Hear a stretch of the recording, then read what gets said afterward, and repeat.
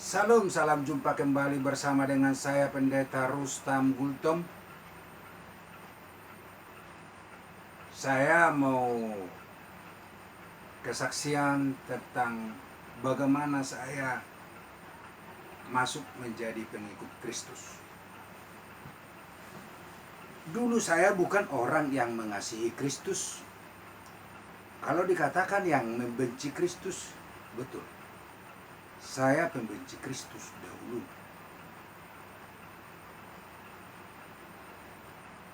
Kalau teringat akan Yesus Kristus, atau kalau lagi ngobrol dengan teman-teman di masa kecil, atau di waktu di kampung,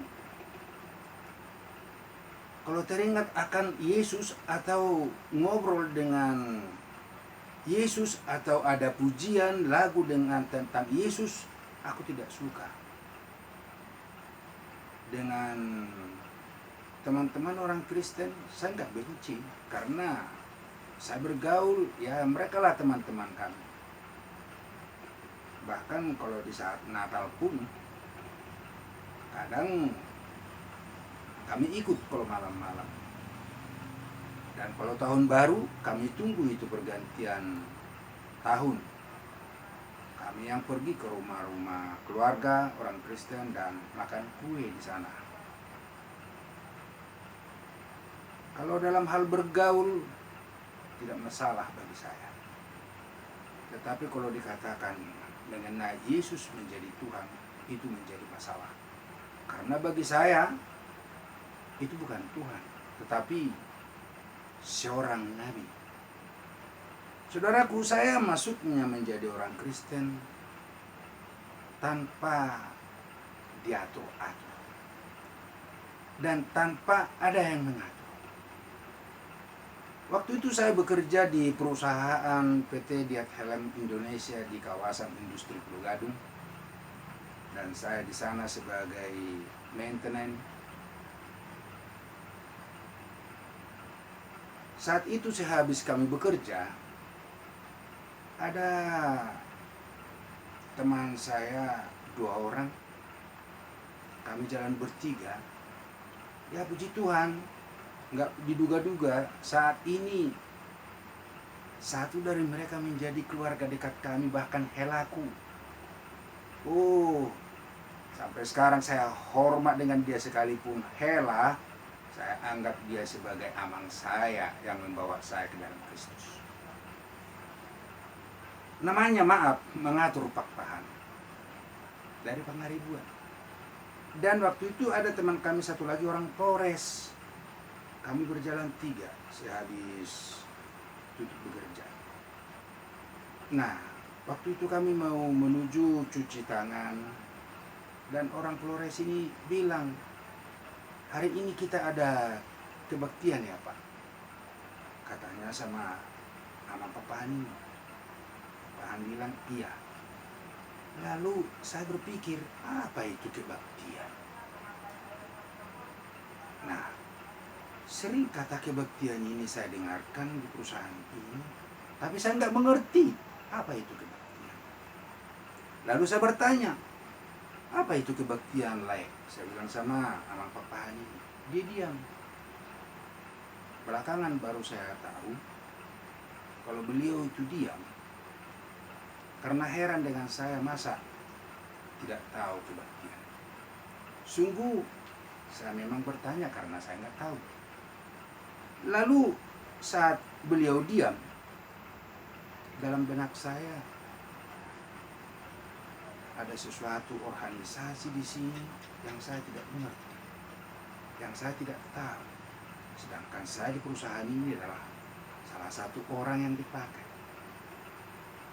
Dan dalam pikir saya itu makan-makan. Lalu saya bilang sama Papahan ini, aku sudah lapar. Ya maklum, waktu itu sudah jam 5 pulang selesai kerja. Lalu beliau bilang, ayolah, kalau kamu lapar, apa yang kamu inginkan ada di sana. Wih, enak banget saya pikir. Luar biasa, baru keinginan sudah ada. Nah, singkat cerita, kami ikut masuk ke ruangan, dan ketika saya lihat ke depan, kami naik ke lantai 2 dan saya lihat ke depan, wih, ini ada acara orang Kristen. Maklum, karena kami sudah agak terlambat, teman saya yang 2 ini, ya Amang Pepahan dengan teman Flores ini, mereka udah, ya namanya udah terlambat, mereka cepat-cepat untuk bergabung. Tetapi saya, belakangan saya melihat, ini kumpulan orang Kristen, aduh bagaimana ini. Nah, lalu saya lihat personelnya saya, namanya Pak Hari, orang Manado, udah tatapan dengan saya. Lalu dalam hati saya, pulang atau ikut ini? Pulang atau ikut ini? Lalu sambil saya melangkah, pulang tidak, pulang tidak, pulang tidak. Ya udahlah, untuk menyesuaikan diri karena atasan saya sudah melihat saya, cukuplah saya masuk untuk mengikuti aja, menyesuaikan diri, saya pikir. Lalu saya duduk. Ya, ternyata mereka sudah disuruh untuk membaca 2 ayat 1 orang. Lalu saya diam. Ya, saya lihat mereka semua punya Alkitab, aku nggak ada Alkitab. Dalam hati saya nggak akan baca apa-apa di sini. Tapi hati saya dongkol sama Papahan ini. Gara-gara kawan inilah aku nanti jadi lama pulang, makin lapar lagi. Nah, saya dongkol, ya sedikit dongkol lah. Maklum karena udah lapar dan capek, pengen istirahat. Tapi harus nunggu di situ dalam pikiran saya untuk ya nongkrong aja, hanya menghargai, nggak ada arti. Nah, tetapi ketika pas giliran ke saya agak lupa siapa yang sebelah kiri saya, lalu memberikan Alkitab kepada saya. Dari sini ke sini katanya dikasihnya 2 ayat. Lalu ayat yang pertama buat saya waktu itu, ya katakanlah bahasa bebasnya saya sampaikan, dikatakan begini: kalau kamu berhati 2 tidak akan mendapat hidup yang abadi. Wih, langsung saya tersentak. Wah, berarti 2, ragu, bimbang, ikut tidak, pulang daun, masuk daun, gitu-gitu kan. Lalu saya baca ayat berikutnya agak beda. Tolong 1 ayat buat saya bilang. Ya, demikian firman itu berlalu dan khotbah itu. Lalu Bapak Pendeta ini bilang, kalau ada yang mau bertanya, boleh dikatakan. Lalu saya maju, saya tunjuk tangan, saya maju. Tolong, apa arti ayat ini, Pak? Nah, jadi lalu Bapak itu bilang sambil ditepuknya pundak saya, oh, kamu sudah dipanggil Kristus. Aduh, sialan, saya pikir sialan banget. Kenapa saya katakan itu tadi, saya pikir.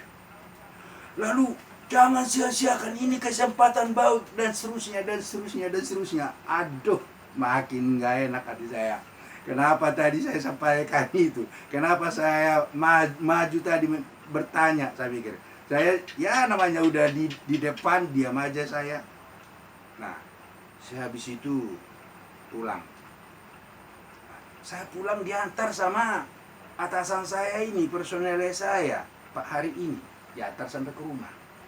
Nah, demikian tiap hari, selalu kalau udah selesai kerja diantar pulang. Saya sebenarnya nggak suka karena saya dibawa ke rumah pendeta-pendeta. Nah, tapi saya nggak bisa ngomong. Saya habis kerja, saya dibawa. Setiap saya pulang ke rumah, ya saya maklum. Pesan bapak saya sebelum menikah waktu itu, rajin mahwamang maragama. Begitu. Jadi rajin mahwamang maragama. Jadi itu pesannya, dan itu pegangan buat saya. Namun setiap saya diantar pulang ke rumah, saya sholat lagi, sembahyang lagi. Masa kamu yang kuikuti, bapakku kutinggal, pesan bapakku dulu, rajin mahwamang maragama. Nah, demikian berjalan hingga kurang lebih 4 bulan. Dan suatu ketika hati saya terbuka untuk beribadah.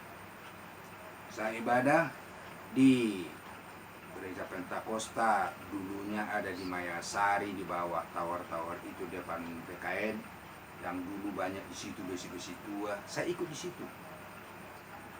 Singkat cerita, saya rajin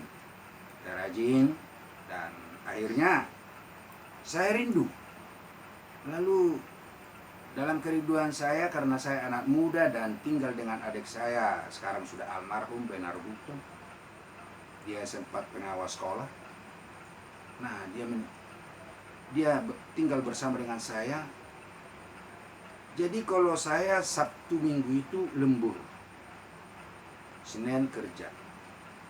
Jadi saya nggak pernah bisa bantu dia untuk nyetrika, cuci pakaian. Dia terus yang menyuci. Dalam hati saya, aku nggak contoh yang benar lagi sama adik saya ini. Betul dia adik saya, tetapi saya nggak contoh yang benar sama dia. Lalu saya berdoa, Tuhan Yesus, Engkau tahu hatiku mau mengikutimu. Tetapi dalam situasi seperti ini saya nggak bisa. Buatlah aku berumah tangga. Jadikan aku berumah tangga supaya, pimpin rumah tanggaku supaya namamu dipermuliakan. Demikian kurang lebih setengah tahun tanpa diatur-atur, saya menikah dengan istri saya. Menikah dan kami menikah. Bukan terpasu-pasu, menikah. Nah, saat kami punya anak pertama kurang lebih setengah tahun, anak kami ini sedang merayap di lantai.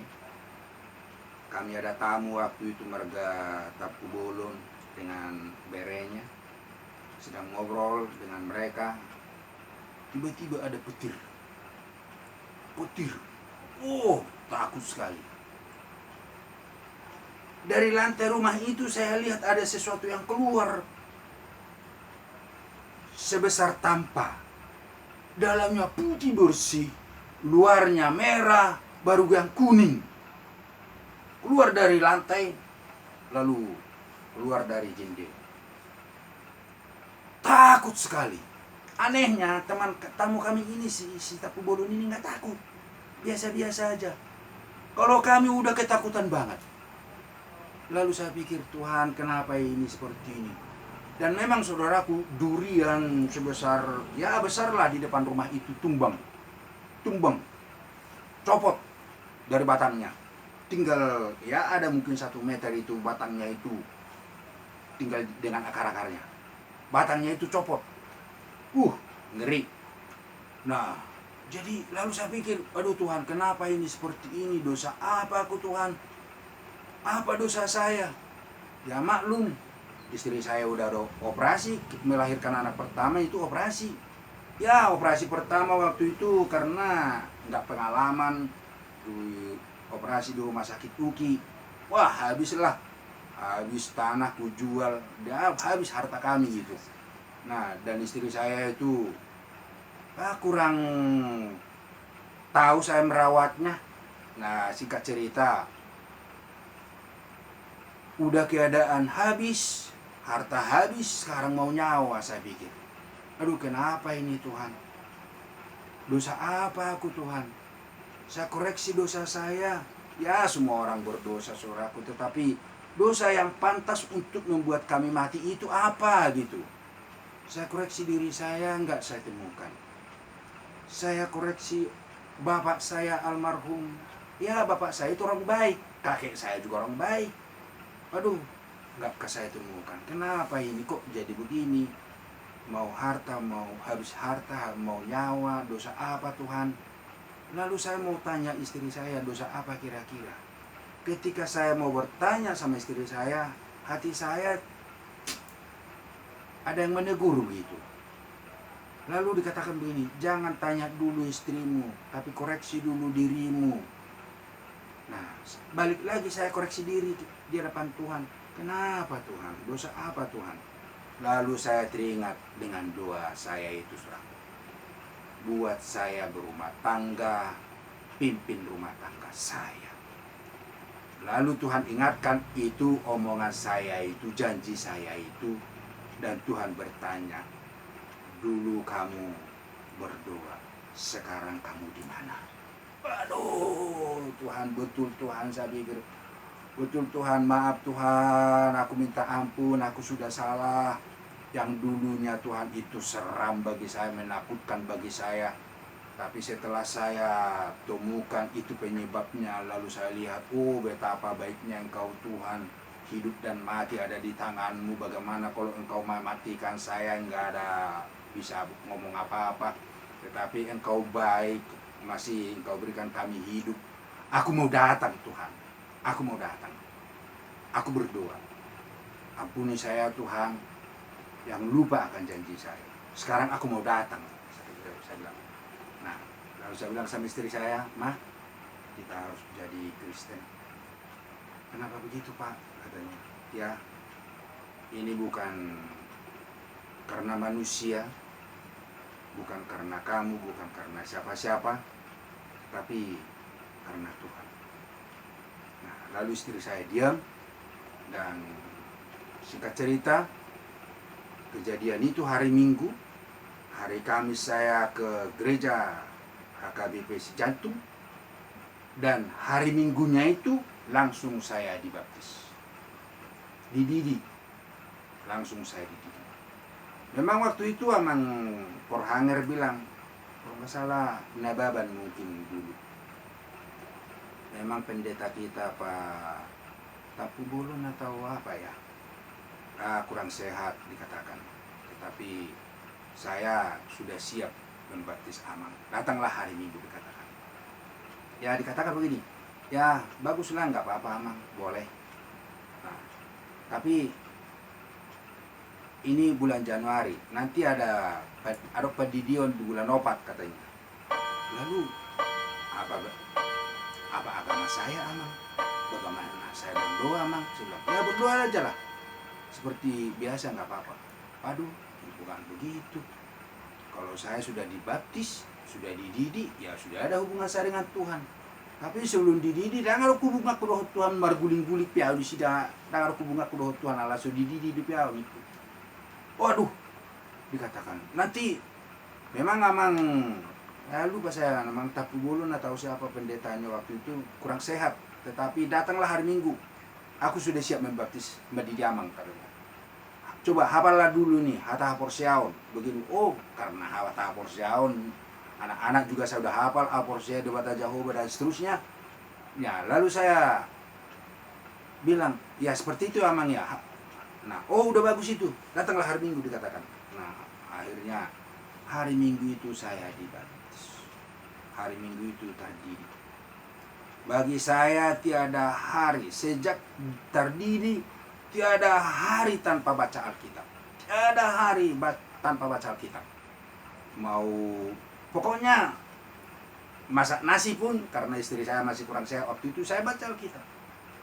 Hanya tidur aja nggak baca Alkitab dan bekerja. Nah, kalau masih saya bisa pegang Alkitab, saya pasti baca. Selagi melek. 8 bulan habis perjanjian lama dan perjanjian baru. Dan di dalamnya banyak pekerjaan Tuhan. Waktu saya membaca firman Tuhan, waktu itu saya temukan firman Tuhan begini. Bahasa bebasnya begini.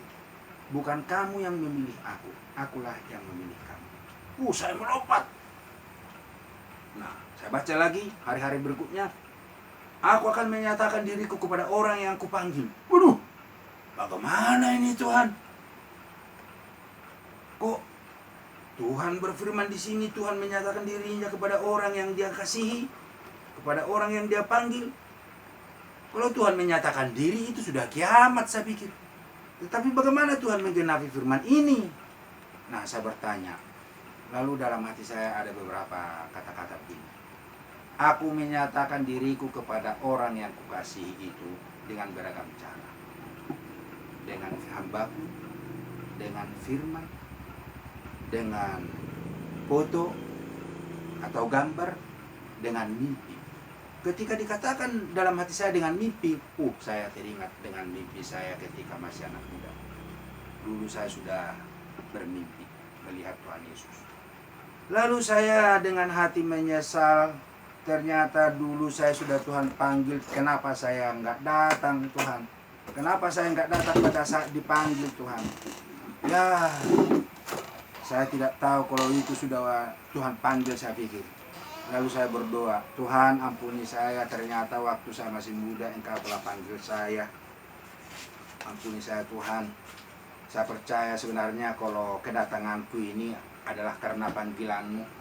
Tetapi untuk meyakinkan hati saya, nyatakan diri-Mu malam ini kepada saya kalau saya datang karena panggilan-Mu. Nah, begitu amin, karena ayat itu saya temukan, ayat mau tidur, saya lagi bersih-bersih bantal, mau tidur, ada orang ketok-ketok. Karena kita warung waktu itu, saya lihat jam 9 kurang seperempat malam.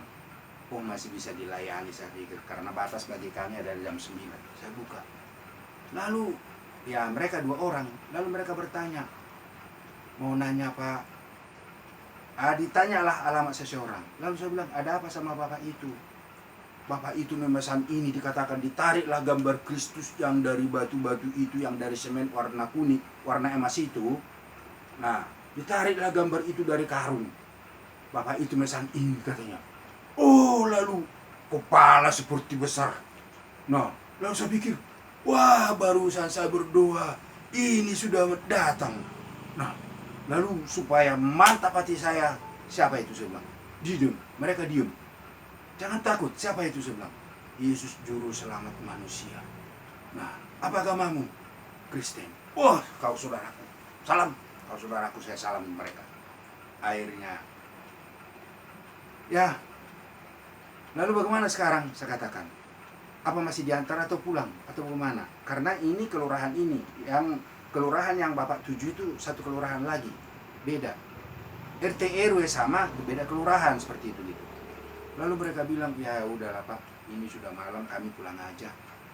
Nah, sekarang beginilah saya katakan, saya mau memiliki gambar itu, tetapi saya bukan orang punya duit. Tapi saya mau katakan berapa saya mau bayar. Jangan ambil banyak untung, ambil ongkosmu untuk membuatnya, dan ambil ongkos kalian pulang pergi. Nah, jadi berapa saya mau bayar, saya bilang. Oh, bayarlah Pak, berapa aja. Nah, oh, kalau seperti itu saya nggak bisa, saya bilang. Sebutkan aja berapa harus saya bayar, saya bilang. Lalu temannya yang satu, karena mereka 2 orang, ya Pak, bayar aja Pak. Nah, kami sudah senang, berapa aja. Oh begitu. Lalu saya milih-milih karena saya senang yang pakai kawat duri itu. Nah, lalu istri saya senang yang berdoa. Saya sedang milih yang mana ini ya. Lalu saya tanya istri saya, yang mana? Nah, ya udah, yang berdoa aja supaya doa kita bersama-sama dengan Tuhan. Oh ya, saya menuruti istri saya. Saya ambil satu yang gambar berdoa begini. Nah, saya bayar, saya kasih uang 5.000. Lalu dikembalikannya 2.000. Lah, ini nggak salah Pak, uangku itu 5.000. Nah, oh enggak Pak, terima kasih, udah pas Pak. Nah, jadi bagaimana kalau saya ambil satu lagi? Oh boleh Pak, semua juga bisa. Ternyata ada gambar Bunda Maria. Jadi 3. Oh, saya ambil 2 aja ya, saya kasih 2. Ya, saya ambil 2. Lalu sejak itu, dengan mantap hati saya berkata, aku datang karena dipanggil oleh Kristus. Dan tidak ada keraguan di dalam hati saya. Mantap, aku datang karena dipanggil oleh Kristus. Oh, saya senang sekali. Saya ingat firman Tuhan. Oh, Rustam, bukan kamu yang memanggil saya. Bukan kamu yang memanggil saya, dikatakan, akulah yang memanggilmu, kata Tuhan. Wah, melompat saya, puji Tuhan, puji Tuhan. Semangat saya luar biasa, luar biasa. Dan semangat itu terus menerus Tuhan tambahkan. Dan sekarang ini saya menjadi hamba Tuhan, Pendeta Rustam Effendi Gultom. Dan saya ambil kuliah teologi 6 tahun, saudaraku. 6 tahun, maklum karena istri sudah Ya udah berumah tangga sih, kadang-kadang istri kurang sehat, hanya 1 semester, ya 1 SKS yang saya ambil, 1 mata pelajaran maksud saya, karena keadaan itu membuat saya agak lama, 6 tahun baru keluar sarjana teologi. Semua untuk Tuhan. Apa yang tidak pernah kupikirkan, yang tidak pernah kulihat, yang tidak pernah timbul dalam hatiku, Tuhan berikan kepadaku. Dan 9 kami bersaudara, 8 menjadi pengikut Kristus. Saat ini kami 3 menjadi pelayan Kristus. 2 si tua, saya pendeta. Dan bantu di dalam doa, masih ada abangku 1 lagi. Ini menjadi pergumulan bagi kami, bagiku saat ini. Dan ibuku, dari tahun 92, saya sampaikan firman Tuhan. Banyak sekali mujizat Tuhan yang dia lihat. Banyak sekali. Tetapi puji Tuhan, tepatnya 14 November 2018, ibu yang tercinta, yang kami kasih dan hormati, menjadi pengikut Kristus. Haleluya, hati senang, sukacita senang, semua karena Tuhan. Puji Tuhan, kemuliaan untuk Tuhan saat ini untuk selama-lamanya. Dan kalau sudah Tuhan yang memakai hambanya dari semula, akan Tuhan pakai hingga Maranatha Kristus datang kali yang kedua. Bagian saya setia sampai mati. Puji Tuhan, terima kasih.